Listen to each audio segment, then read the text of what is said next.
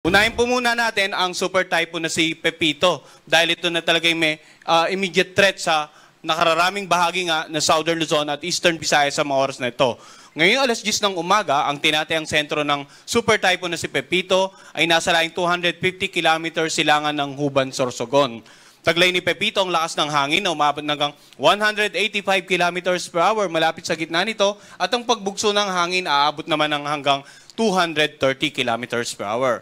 Sa ngayon, kumikilos ito sa direksyong west-northwest naman sa bilis na 25 km per hour. So mapapansin natin, kahit nasa karagatan pa yung tinatayang mata ng bagyong si Pepito, yung makakapalakaw pa nito ay tumatama na nga sa ilang bahagi ng Bicol Region, sa nakararaming bahagi ng Eastern Visayas at maging dito sa may bandang northeastern part ng Mindanao.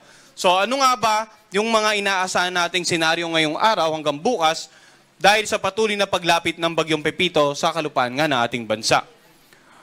So, tanaw na rin ng ating lawang radar station ang mata ng bagyong Pepito. So, nasa Northern Samar po itong ating radar station na kasama rin po sa mga basehan natin ng lokasyon, lakas at mga posibleng pag-ulan na dala nga ng bagyong Pepito. So, unahin po muna natin yung mga tropical cyclone wind signal na nakataas sa ilang bahagi ng ating bansa. Mayroon po tayong warning signal number 4 dito sa may bandang Catanduanes at yung northeastern portion ng Camarines Sur.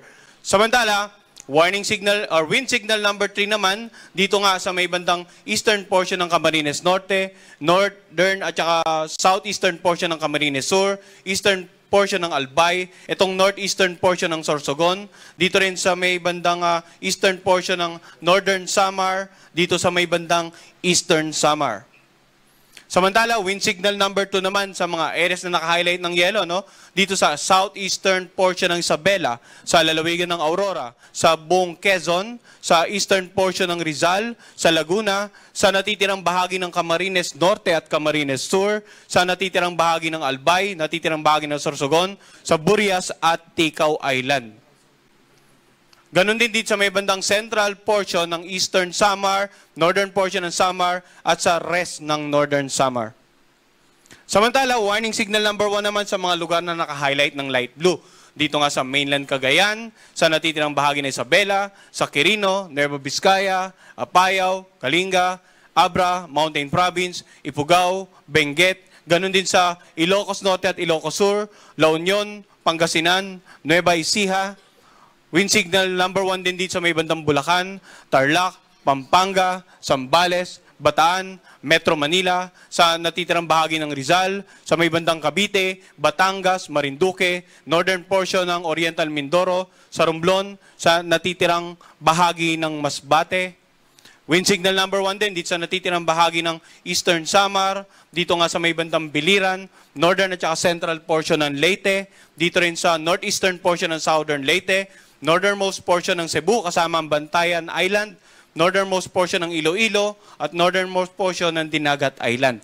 So para po sa kumpletong detalye ng mga munisipalidad na nakapaloob, example dito sa northern at central portions ng Leyte, ang ating pong Tropical Cyclone Bulletin ay available sa ating official website, bagong.pagasa.dost.gov.ph. Mangyaring pumunta dun sa Tropical Cyclone segment, i-click nyo po yung tropical or yung Pepito na link. And then may makikita po kayo sa upper right corner, PDF file ng latest Tropical Cyclone Bulletin natin. Yun po yung pinapalabas natin at dinidistribute natin sa ating mga partner agencies, sa general public at kompleto po ang listahan ng mga munisipalidad na nakapaloob nga dito sa mga lugar na may warning signal.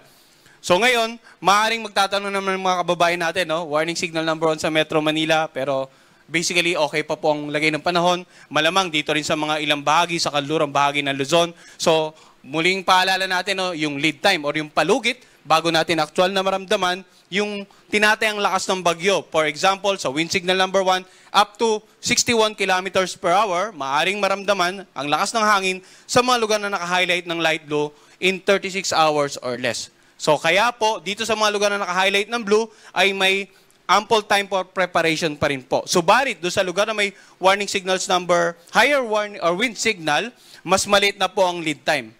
Kaya ilang araw na po tayo nagbibigay ng babala, ilang araw na rin po tayo nakipag-ugnayan sa iba't ibang sangay ng pamahalaan na partner natin sa disaster preparedness and mitigation measure.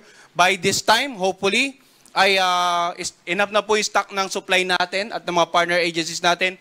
At as much as possible, manatili na po sa loob ng kanilang bahay sa kasagsagan ng bagyo, iwasan ng pumalaot, lumabas ng bahay, patuloy na mag-monitor sa updates ng pag-asa, at patuloy na makipag-ugnayan sa kanilang local government officials at saka local disaster risk reduction managing officers para sa patuloy na mga gawaing pangkaligtasan. Samantala, himay naman natin ano yung inaasahang pagkilos ng bagyong si Pepito in the next 3 to 5 days. Generally, kung titingnan natin, ang magiging pagkilos ng bagyo ay west-northwestward. At mapapansin natin, bukas ng gabi, or ngayong gabi hanggang possibly bukas ng madaling araw, posibleng maglandfall ito dito sa may bandang Catanduanes area. Pero balikan natin yung tinatawag nating area probability, itong parang APA na nakapaloob itong center track.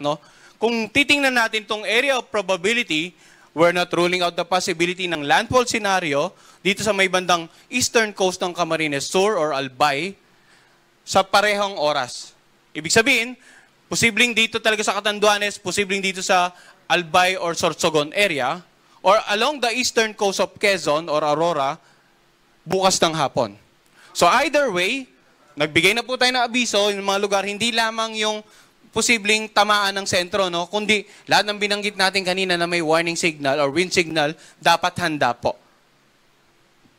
Mapapansin natin na after tumama sa may bandang Catanduanes, kikilos ito patungo ng Central Luzon at posible bukas ng gabi, or mamayang gabi, ay dahan-dahan na itong lalagpas ng kalupaan, or bukas ng gabi, dahan-dahan na lalagpas ng kalupaan ng ating bansa, yung sentro nito. Pero bagamat tinatayang lalagpas na yung sentro, dahil napakalawak po ng radius nito, at this point sigurado may mga epekto pa rin po ito sa nakararaming bahagi ng Luzon. And then, yun nga, inaasahan natin, posibleng tuloy na itong lumabas ng ating area of responsibility sa darating na Lunes.